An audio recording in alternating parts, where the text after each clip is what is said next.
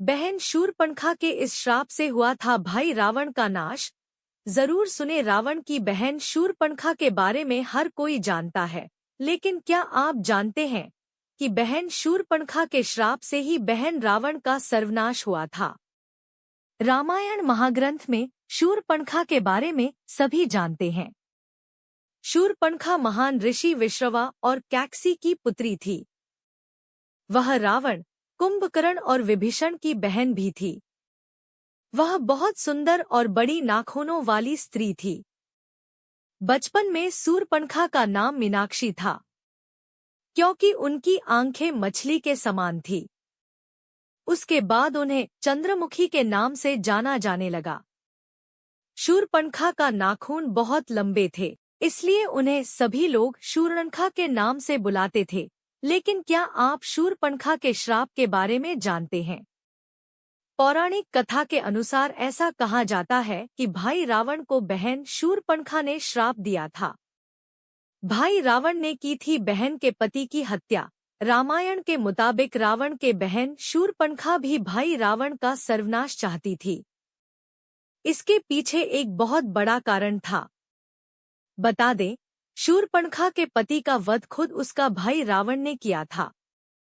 शूरपणखा के पति का नाम विद्युतजिह्व था। वह कालकेय नाम के राजा का सेनापति था। जब रावण विश्व विजय पर निकला तो कालकेय से उसका युद्ध हुआ।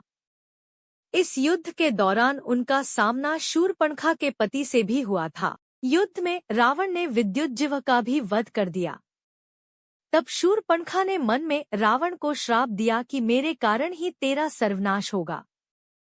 जब वनवास में सीता से मिलने पहुंची शूरपणखा, रामायण में रावण का सर्वनाश होने के बाद शूरपणखा ने सीता का पीछा नहीं छोड़ा था। जब भगवान श्री राम ने एक धोबी द्वारा माता सीता पर आक्षेप लगाने के बाद सीता को त्याग दिया था, तब माता सीता ऋषि वाल्मीकि के आश्रम में रहने लगी। इस दौरान शूरपणखा को सीता के वनवास का पता चला था और वह उनसे मिलने आई थी।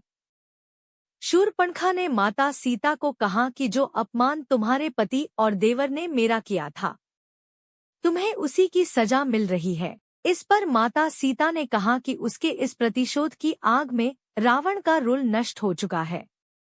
तभी इस बात से शूरपणखा को बड़ी ग्लानि हुई और वह वहां से चली गई। शूरपणखा की नाक इस जगह कटी थी। ग्रंथों के अनुसार ऐसा कहा जाता है कि रावण की बहन शूरपणखा ने पंचवटी में रामलक्ष्मण के सामने विवाह का प्रस्ताव रखा था और देवी सीता को मारने की कोशिश भी की थी। तब लक्ष्मण ने शूरपणखा की नाक काट दी थी। तभी इस बात का बदला लेने के लिए रावण ने सीता का हरण किया था। शूरपणखा की नाक जिस जगह कटी थी, वह क्षेत्र नासिक के नाम से प्रसिद्ध हुआ। अगर आपको यह कहानी अच्छी लगी हो तो इसे सब्सक्राइब और लाइक जरूर करें। इसी तरह के और भी ज्ञानवर्धक कहानी पढ़ने के लिए जुड़े रहें हमारे चैनल शुभ सुविचार से। धन्यवाद।